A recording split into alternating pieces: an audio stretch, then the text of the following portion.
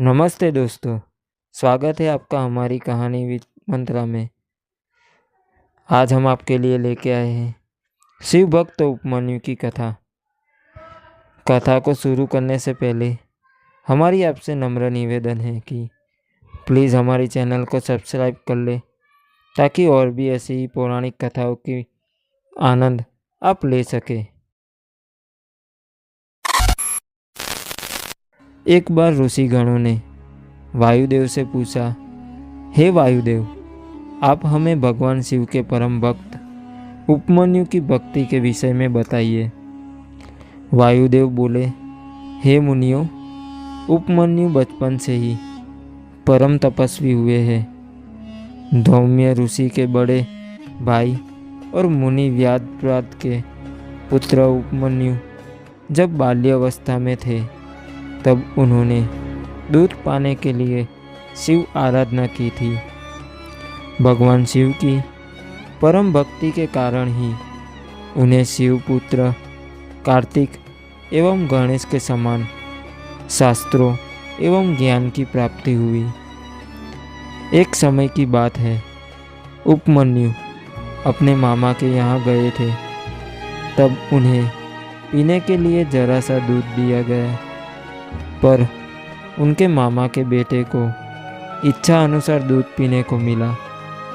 यह देखकर बालक उपमन्यु के मन में ईर्ष्या हुई और वे अपने माँ के पास जाकर बड़े प्रेम से बोले, माँ, मुझे गाय का गर्म दूध पीना है।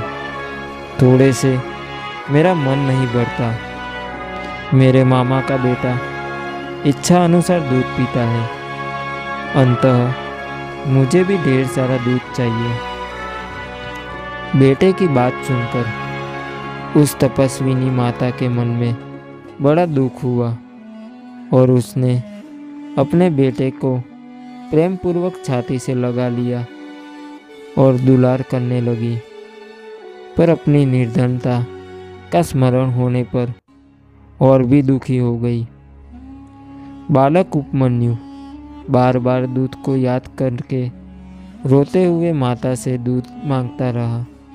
तब हार कर उस तपस्विनी माता ने बालक को बहलाने के लिए कुछ भुने अनाजों को पीसकर पानी में घोल दिया और इस प्रकार कृत्रिम दूध बनाकर उसे उपमन्यु को पीने को दिया। माता के दिए उस कृत्रिम दूध को मुंह में लगाते ही बालक उपमन्यु ने व्याकुल होकर कहा, माँ, यह दूध नहीं है। तब माता ने बालक के आंसू पोंछते हुए उससे हृदय से लगा लिया और कहा, बेटा, अपने घर में सभी वस्तुओं का अभाव होने के कारण दरिद्रता वश में तुम्हें पीसे हुए अनाजों को घोलकर कृत्रिम दूध तैयार करके दिया था, पर तुम बार बार मुझसे दूध मांगकर मुझे दुखी करते हो। पुत्र शिव भक्ति के बिना किसी भी वस्तु की प्राप्ति नहीं होती। इस संसार में सब कुछ उन्हीं की इच्छा से होता है। भला हम वनों में रहने वालों को दूध कहाँ से मिलेगा?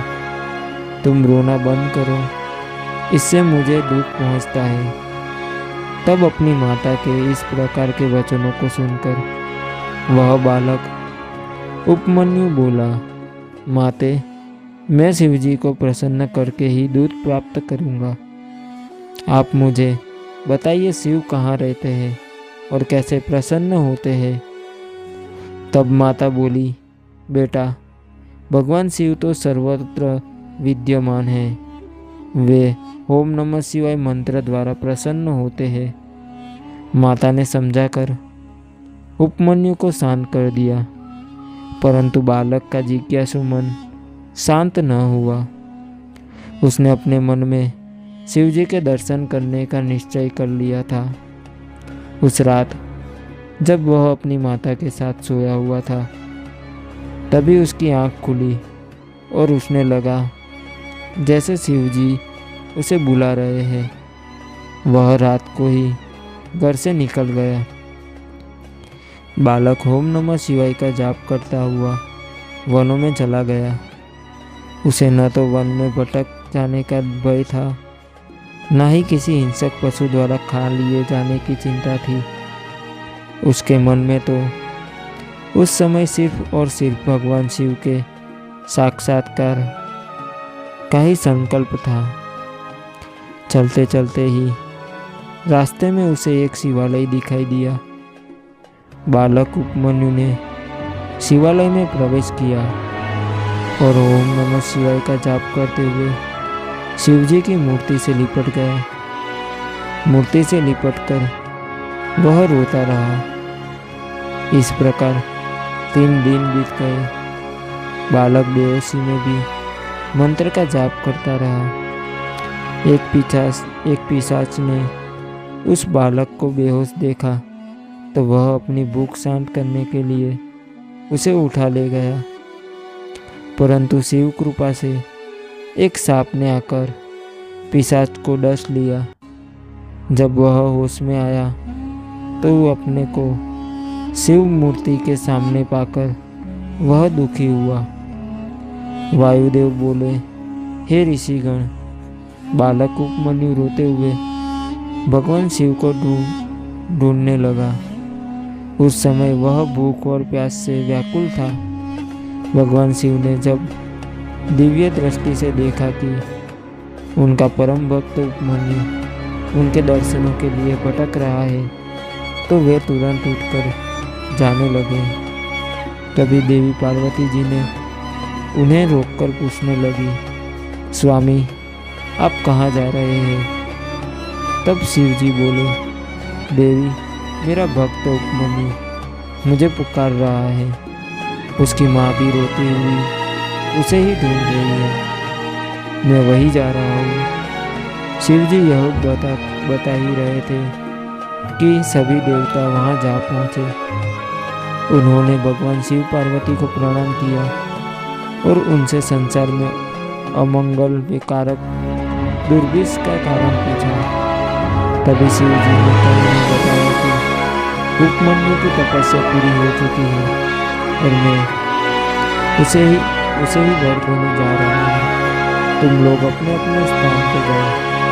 यह कहकर शिव जी देवराज इंद्र का रूप धारण करके ऐरावत हाथी पर सवार होकर बालक उपमन्यु के पास गए।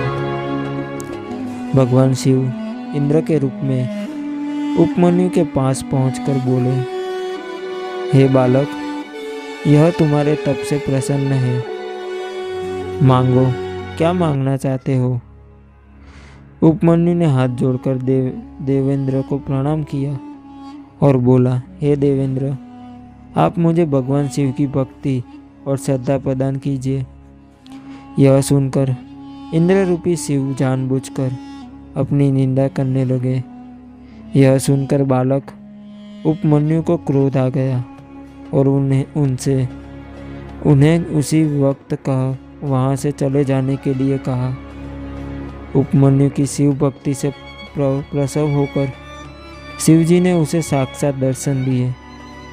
शिव जी को सामने पाकर उपमन्यु उनके चरणों में गिर पड़ा और उनकी स्तुति करने लगा। तब उसे गोद में लेकर शिव जी बोले, उपमन्यु, मैं तुम्हारी भक्ति से बहुत प्रसन्न हूँ। मेरी कृपा से तुम्हारे सभी कष्ट दूर हो जाएंगे, तुम्हारा परिवार धनी हो जाएगा तथा तुम्हें दूध, घी और शहद आदि वस्तुओं की कोई कमी नहीं रहेगी। फिर शिव पार्वती ने उपमन्यु को अविनाशी ब्रह्म विद्या रिद्धि सिद्धि प्रदान की और उन्हें पाशुपत व्रत कर तत्व ज्ञान दिया और सदा यौवन संपन्न रहने का आशीर्वाद प्रदान किया।